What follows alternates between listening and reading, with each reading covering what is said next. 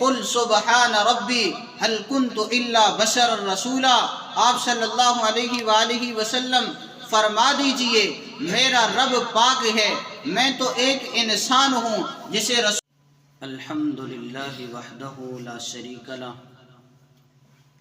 والصلاة والسلام على من لا نبی بعدہ وعلى آلہ واصحابہ الذین اوفوا عہدہ، اما بعد فاعوذ باللہ من الشیطان الرجیم، بسم اللہ الرحمن الرحیم، وَرُسُلًا قَدْ قَصَصْنَاهُمْ عَلَيْكَ مِنْ قَبْلُ وَرُسُلًا لَمْ نَقْصُصْهُمْ عَلَيْكَ وَكَلَّمَ اللَّهُ مُوسَىٰ تَكْلِيمًا، صدق اللہ العظیم۔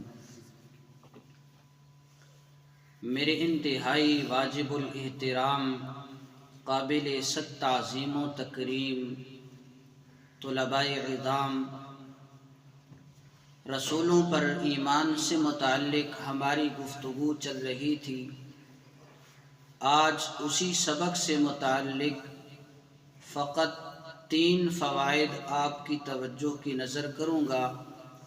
اللہ جل شانہ کی ذات سے دعا ہے، اللہ جل شانہ مجھے حق سچ بیان کرنے کی، پھر ہم سب کو سمجھ کر وہ عقائد اپنانے کی توفیق عطا فرمائے۔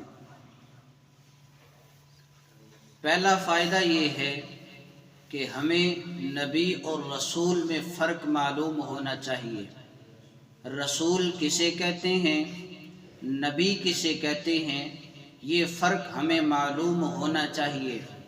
چنانچہ النبراس کے اندر مولانا عبدالعزیز پرہاڑوی رحمہ اللہ لکھتے ہیں، فالرسول من جاء بشرع جدید والنبی من لم یأت بہ، کہ رسول وہ کہلاتا ہے جو نئی شریعت لاتا ہے، اور نبی وہ ہوتا ہے جس کے پاس نئی شریعت نئی کتاب نہیں ہوتی، وہ نبی کہلاتا ہے۔ تو یہ رسول اور نبی کے اندر فرق ہے۔ رسول کے پاس نئی کتاب نئی شریعت ہوتی ہے، نبی کے پاس نئی کتاب نئی شریعت نہیں ہوتی، بلکہ جو اس سے پہلے انبیاء علیہ السلام کی شریعتیں چل رہی ہوتی ہیں، اسی شریعت کو اسی کتاب کو لے کر وہ آگے چلتا ہے، اسی کی تعلیم دیتا ہے، وہی لوگوں کو آگے سمجھاتا ہے۔ تو یہ پہلا فائدہ ہے کہ نبی اور رسول میں جو فرق ہے وہ ہمیں معلوم ہونا چاہیے۔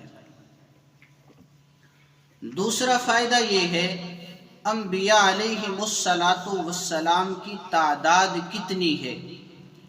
تو انبیاء علیہ السلام کی مشہور تعداد 1,24,000 کم و بیش ہے۔ ان میں سے رسولوں کی تعداد 315 ہے۔ صاحب مشکات المصابیح کے اندر حضرت ابو امامہ سے روایت کرتے ہیں کہ حضرت ابو ذر رضی اللہ تعالی عنہ نے نبی پاک صلی اللہ علیہ وآلہ وسلم سے عرض کیا، یا رسول اللہ کم عدت وفاء الانبیاء، کہ انبیاء علیہ السلام کی پوری تعداد کتنی ہے؟ رسول اللہ صلی اللہ علیہ وآلہ وسلم نے فرمایا 124,000، کہ انبیاء علیہ السلام کی تعداد 1,24,000 ہے۔ اور اسی میں سے پھر رسول اللہ صلی اللہ علیہ وآلہ وسلم نے فرمایا الرسل من ذالک 315 جمعا غفیرا، کہ اسی میں سے 315 تعداد رسولوں کی تعداد ہے، اور یہ بھی ایک بہت بڑی جماعت ہے۔ لیکن اس کے اندر یہ بات قابل غور ہے کہ انبیاء علیہ السلام کی تعداد کو حتمی طور پر بیان نہ کیا جائے کہ 1,24,000 ہے۔ اسی وجہ سے میں نے شروع میں کہا کہ کم و بیش 1,24,000 تعداد ہے۔ اس کی چند ایک وجوہات ہیں۔ پہلی وجہ یہ ہے کہ جن روایات کے اندر انبیاء علیہ السلام کی تعداد کا ذکر ہے، ان روایات پر کلام ہے۔ دوسری وجہ یہ ہے کہ وہ اخبار آحاد ہیں جنہیں اگر صحیح بھی مان لیا جائے تو وہ زیادہ سے زیادہ ظن کا فائدہ دیں گی، یقین کا فائدہ نہیں دے سکتی، قطعیت کا فائدہ نہیں دے سکتی، جبکہ اعتقاد کے باب کے اندر قطعیت کی ضرورت ہوتی ہے۔ اس وجہ سے آسان لفظوں کے اندر آپ یوں سمجھیں کہ جن روایات کے اندر، جیسے میں نے ایک روایت پڑھی، اس کے اندر 1,24,000 کا تذکرہ ہے، لیکن یہ مضبوط روایت نہیں ہے کہ اس کی بنیاد پر ہم حتمی طور پر تعداد بیان کریں کہ انبیاء و رسل علیہم السلام کی تعداد 1,24,000 ہے۔ اس وجہ سے علماء فرماتے ہیں کہ اس کے اندر کم و بیش کا لفظ استعمال کیا جائے۔ کیوں؟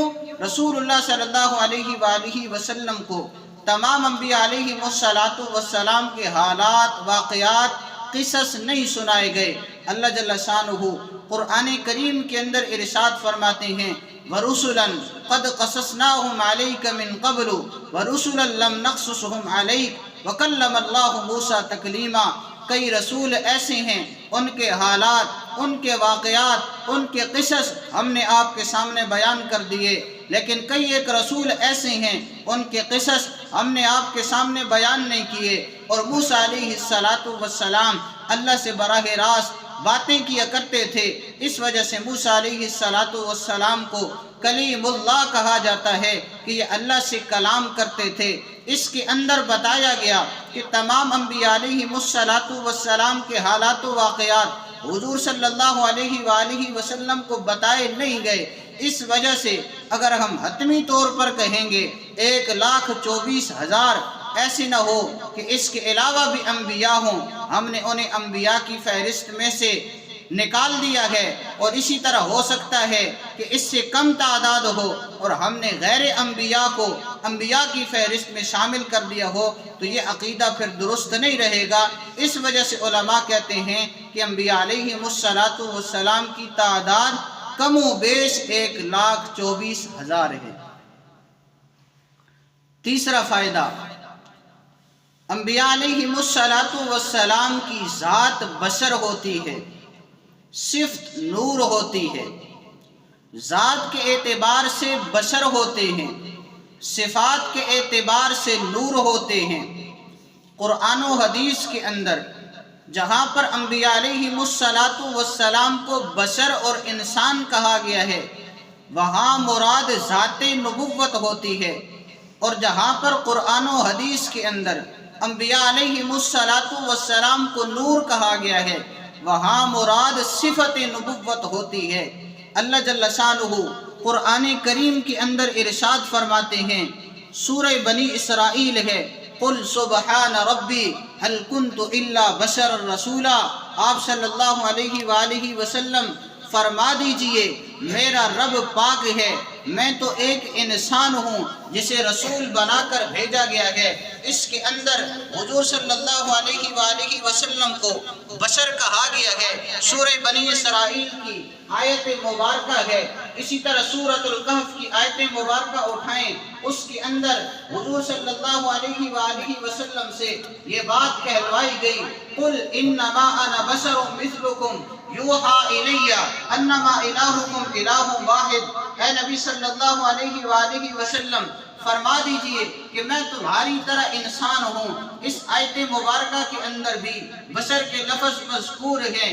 اسی طرح صحیح بخاری کی روایت ہے، اس روایت کے اندر رسول اللہ صلی اللہ علیہ وآلہ وسلم نے فرمایا انما انا بشر مثلکم، میں بھی تمہاری طرح انسان ہوں، انسا کما تنسونا، جس طرح تم بھولتے ہو میں بھی بھول جاتا ہوں، فاذا نسیت فذکرونی، جب میں بھول جاؤں مجھے تم یاد دلا دیا کرو۔ اس حدیث مبارکہ کے اندر رسول اللہ صلی اللہ علیہ وآلہ وسلم نے اپنے آپ کو بشر اور انسان کہا ہے، تو جتنی آیات، جتنی احادیث کہ جن کے اندر حضور صلی اللہ علیہ وآلہ وسلم نے اپنے آپ کو بشر اور انسان فرمایا ہے، وہاں مراد حضور صلی اللہ علیہ وآلہ وسلم کی ذات ہے، تو وہاں مراد ذات نبوت ہوتی ہے۔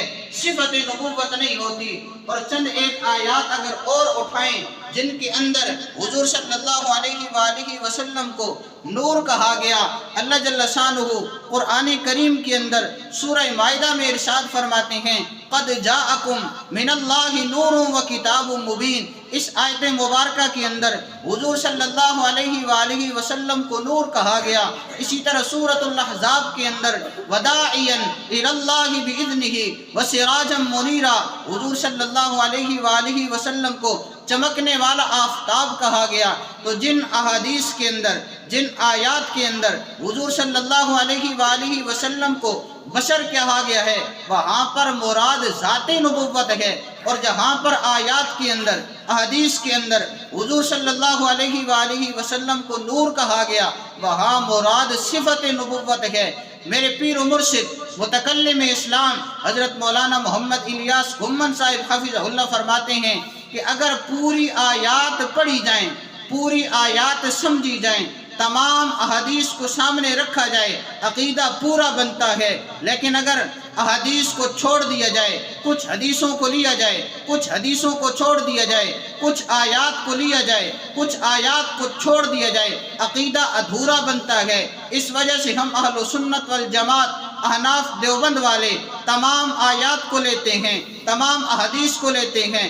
آیات پوری لیں گے عقیدہ پورا بنے گا، تمام احادیث کو لیں گے عقیدہ پورا بنے گا۔ اس وجہ سے ہم نے کہا نبی ذات کے اعتبار سے بشر ہوتا ہے، صفت کے اعتبار سے نور ہوتا ہے۔ تمام آیات بھی سامنے رکھی ہیں، تمام احادیث بھی سامنے رکھی ہیں۔ جن آیات کے اندر بشر کا تذکرہ ہے وہاں پر ذات نبوت مراد ہے، اور جہاں پر صفت نور کا تذکرہ ہے وہاں پر حضور صلی اللہ علیہ وآلہ وسلم کی صفت نبوت مراد ہوگی۔ تو کوئی تعارض نہیں رہے گا، تمام آیات کو لے لیا، تمام احادیث کو لے لیا، آپس کے اندر تطبیق بھی ہو جائے گی، کوئی تعارض اور الجھن باقی نہیں رہے گی۔